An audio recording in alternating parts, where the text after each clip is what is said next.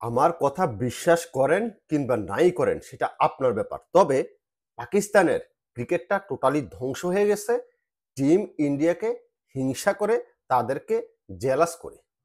একদম শেষ হয়ে গেছে শুধুমাত্র প্রতিহিংসামূলক তাদের আচরণে। এটা ভারতের সাথেই কেন বললাম? কারণ হচ্ছে ভারত এই মুহূর্তে বিশ্বের ১ নম্বর ক্রিকেট দল। যখন এই যে কিছুদিন আগে আপনার আইসিসি চ্যাম্পিয়ন্স ট্রফি যখন জিতে জিতে নিল টিম ইন্ডিয়া, তখন বেশিরভাগ পাকিস্তানারে বলেছে যে ভারতকে সুবিধা দিয়েছে আইসিসি।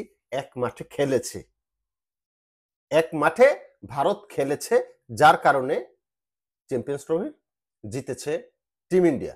তো তাদেরকে আমি একটা কথাই বলি যে পাকিস্তানের থেকে যারা বলছেন কিংবা বাংলাদেশ থেকেও যারা বলছেন, পাকিস্তান তো সারাটা জীবন নিজের ঘরের মাঠে খেলে, এবার তো তার স্বাগতিক দেশ ছিল, তারা জিতেন নাই কেন? আপনারা কেন জিতেন নাই? এসব হিংসা সবার আগে বাদ দেন।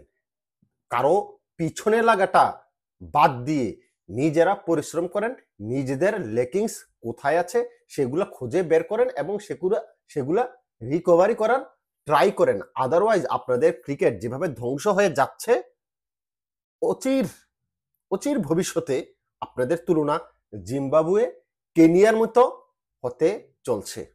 পাকিস্তানকে বলছি, জিম্বাবুয়ে, কেনিয়ার মতো আপনাদের ক্রিকেট হতে চলছে। নিউজিল্যান্ডের সাথে আপনারা 5 ম্যাচ টি-20 সিরিজে মাত্র একটা ম্যাচ জিতেছেন, আর ওয়ানডেতে 3-0 আপনারা হেরেছেন। হোয়াইট ওয়াশ, ধবল ধোলাই, একবারে মেশিনে আপনাদেরকে ঢুকিয়ে স্টার্ট বাটন অন করে দিছে। একদম ঘুরতে ঘুরতে ঘুরতে ঘুরতে কাপড় যেমনি ধোয় ওয়াশিং মেশিনে মাত্র আমি দিয়ে আসছি কাপড়, পাকিস্তানকে ঠিক এভাবে ধবল ধোলাই করে দিছে। তার জন্য বলছি সবার আগে প্রয়োজন কারো পিছনে লাগা ছাড়া, যে কোনো দেশের পিছনে যারা ভালো করে আপনারা তাদের পিছনে লেগে যান। টিম ইন্ডিয়া পিছনটা ছাড়েন, নিজেরা রিকভারি করেন নিজেদেরকে, আদারওয়াইজ আপনাদের অবস্থা খুবই খারাপ হবে। সাদাকে সাদা, কালোকে কালো বলিব, সাদাকে কালো, কালোকে সাদা বলিতে পারিব না, আর আইসক্রিম ব্যতীত কারো পা চাটিতে পারিব না। Hello viewers, it's me Roni bro, welcome to another new video. কথা বলছিলাম পাকিস্তান এবং নিউজিল্যান্ডের সিরিজকে নিয়ে, সেখানে আমি টেনে এনেছি টিম ইন্ডিয়াকে। তার যথার্থ কারণ আমার কাছে আছে বলে আমি মনে করি।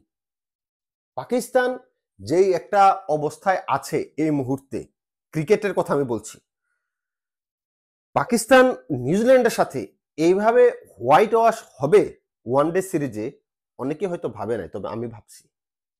আমি বলছি যে পাকিস্তানের যেই কোয়ালিটি ব্যাটসম্যান এই মুহূর্তে আছে, নিজেদেরকে এক একজন বিরাট কোহলি, রোহিত শর্মা, শুভমান গিল ওদের তুলনায় মনে করে। আসলে ওদের যে পারফরমেন্স বর্তমানে, আর রোহিত শর্মা, শুভমান গিল, বিরাট কোহলিদের যে পারফরমেন্স, তাদের ধারে কাছেই নেই। তাদের ধারে কাছে যাওয়ার মতো অবস্থা পাকিস্তানের কোনো ব্যাটসম্যানের নাই। রেজওয়ান বলেন, বাবর আজম বলেন, কি আব্দুল্লাহ শফিক বলেন, সালমান আগা, কারো পারফরমেন্সে আমি মানে কি বলবো, আমি খুশি হইতে পারলাম না।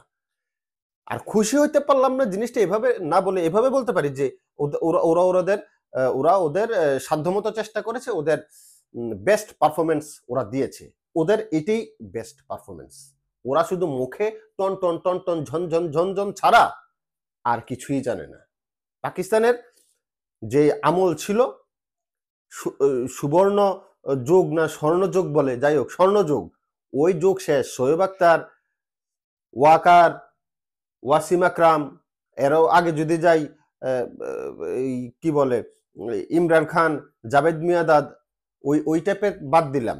এরপরে কথা বলি মোহাম্মদ ইউসুফ, তারপরে সাইদ আনোয়ার, এরার কথা যদি বলি, ওই টাইপের ব্যাটসম্যান, শহীদ আফ্রিদি তো মারদাঙ্গা ব্যাটসম্যান এনিওয়ে, শোয়েব মালিক, এই ধরনের ব্যাটসম্যান পাকিস্তানে আর নাই, আর আসবেও না। কারণ তাদের প্রেক্ষাপট অনেকটাই ভিন্ন এবং ভিন্ন পথে ওরা পরিচালিত হচ্ছে।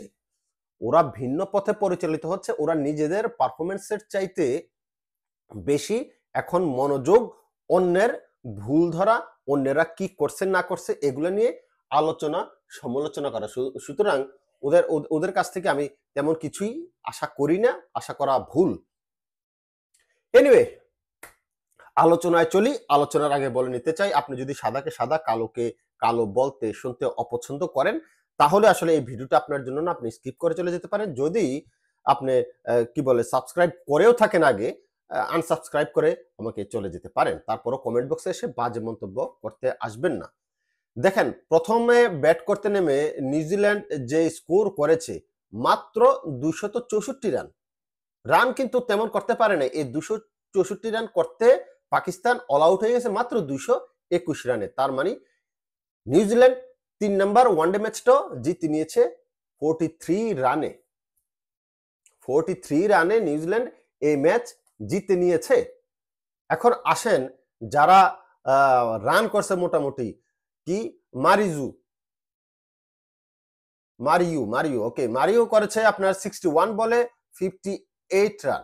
তার মধ্যে ছিল মাটি কামড়ানো শট, স্থলপথ ব্যবহার করেছেন তিনি 6 বার এবং 2 বার তিনি আকাশপথ ব্যবহার করে বিমান যোগে বলকে পাঠিয়েছে সোজা সীমানার বাইরে। তারপরে যদি বলি, হেনরি নিকোলাস করেছে আপনার 40 বলে 31 রান। সেইখানে একবারের জন্য তিনি স্থলপথ ব্যবহার করে মাটি কামড়িয়ে বলকে পাঠিয়েছে সোজা সীমানার বাইরে। ডেরি মিচেল করেছিল 43, 53 বল থেকে তিনি 3 বারের জন্য মাটি কামড়িয়েছেন এবং আকাশপথ ব্যবহার করেছেন একবার। টিম শেফার্ড করেছে 26, 29 বলে একবারের জন্য তিনি স্থলপথ ব্যবহার করে বলকে পাঠিয়েছে সোজা সীমানার বাইরে এবং একবার তিনি বিমান যোগে আকাশপথ ব্যবহার করে বলকে পাঠিয়েছে সোজা সীমানার বাইরে। তারপরে মিশেল ব্রেসওয়াল করেছে আপনার 59, 40 বলে। সেইখানে কিন্তু সে আপনার স্থলপথ ব্যবহার করেছে মাত্র একবার, কিন্তু আকাশপথ ব্যবহার করেছে 6 বার, অর্থাৎ 6 বার সে বিমান যোগে বলকে পাঠিয়েছে সোজা সীমানার বাইরে। আপনার পার্টনারশিপ গুলো যদি দেখেন, 13 রানে একটা, 91 রানে আপনার সেকেন্ড উইকেট, 103 রানে 3 উইকেট, 164 রানে 4 উইকেট। এই জায়গাটাতে দেখছেন 103 থেকে 164 পর্যন্ত চলে গেছে। পার্টনারশিপ গুলো মোটামুটি ভালোই করছে, খারাপ না। তারপরে 186 রানে 5টা, 211 রানে 6টা, 244 রানে 7টা, 44 রানে 7-এর পরে 64 রানে 8। ওকে, তারপরে 50 ওভার শেষ হয়ে গেছে, 42 ওভার। ওকে, 42 ওভার খেলা ছিল। এনিওয়ে, ব্যাট করতে নেমে বলারের দিক থেকে নাসিম শাহ 9 ওভারে 54 রান দিয়ে 2 উইকেট, আকিব জাভেদ 8 ওভারে 62 রান দিয়ে 4 উইকেট। উইকেট পেলেও চাপা মার কিন্তু দিছে, আর বোলিং এ তেমন কেউ কিছু করতে পারে নাই। ব্যাটিং এ নেমে আব্দুল্লাহ শফিক 33, 58 বলে 50 করেছেন বাবর আজম, 1 রান করেছে ইমামুল হক, ওসমান খান করেছে 12, এই যে মোহাম্মদ রেজওয়ান 37, সালমান আগা 11, তৈয়ব তাহির 33।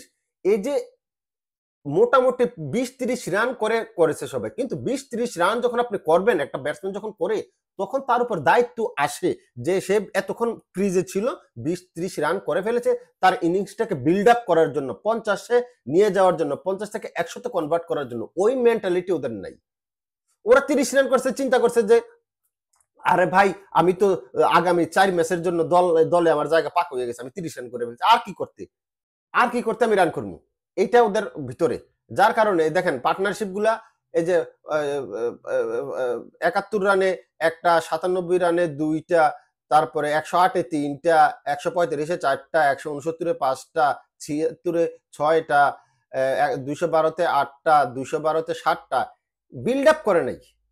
ছোট 10-12 রান। হিংসাবাদ দেন, হিংসাবাদ দিয়ে নিজেদেরকে রিকভারি করেন, আদারওয়াইজ জয়ের মুখ দেখবেন না।